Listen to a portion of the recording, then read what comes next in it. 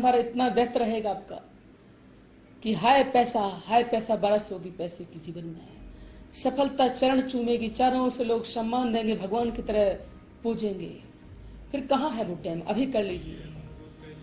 संकट के टाइम में ही लोग भगवान को याद करते हैं, परेशानी में ही भगवान याद आता है। खुशियों में तो कभी भगवान का याद आना मुश्किल सा जाने जाता है।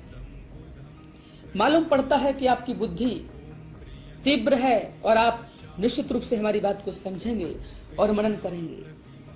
समय वैसे उड़ रहा है और ये जीवन पानी का बुलबुला है। यौवन तो बिल्कुल क्षणभंगुर है, गलतियां न करें। ये जीवन मिला है, बहुत कुछ करके जाना। आने वाला समय आपके जीवन में दुर्घटना ला रहा है।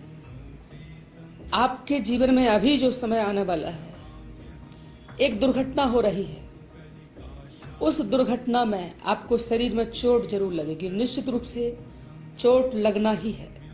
चोट लगे, बारिश हो उसके पहले छाता लगा लीजिए। बादल गरजे, बिजली आपके ऊपर गिरे, उसके पहले किसी छत के नीचे आ जाइए। तो छत फोड़ने की दम नहीं होती है, छत पर गिर जाएगी, छत ही नष्ट हो जाएगी, लेकिन आप तो बचे। इतना उपाय करें। आज की तारीख में आप किसी भी प्रकार का, चाहे कोई दुकान खोले हो, पढ़ाने का काम करते हो या कुछ न कुछ कर रहे हैं, तो आपका भाग्य और आपका व्यापार दोनों ही मंदा चल रहे हैं, परेशानियों से गुजर रहे हैं। लेकिन जैसे ही 26 साल में कदम रख रहे हैं, आप व्यापार और नौकरी दोनों में सफल हैं। आपने सवाल किया था कि आपको नौकरी मिलेगी कि व्यापार, तो वैसे इसमें आप व्यापार में ही सक्सेस हैं। आपके जीवन में व्यापार यानी उद्योगपति बनने जैसा आपका है। और यदि आप योग्यता रखते हैं, समय रहते, जैसे कोई विद्यार्थी किसी भी तैयारी को कर लेता है, टेस्ट क्रॉस कर लेता है, योग्यताधारी है, सारी डिग्रियां उसके पास हैं, सही टाइम पर तैयारी करता है, कठिन मेहनत करता है, निश्चित रूप से सर्विस मिल जाएगी। ऐसे ही आपके जीवन में चांसेस तो वैसे कम है।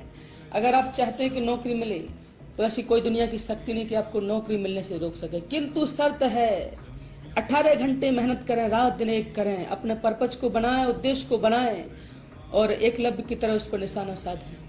निश्चित रूप से आपको प्राप्त हो जाएगी। अन्यथा आपके भाग्य अनुसार यदि बैठा रहें, आप कि पूछे क्या है भाग्य में, तो इसमें नौकरी का योग कम है।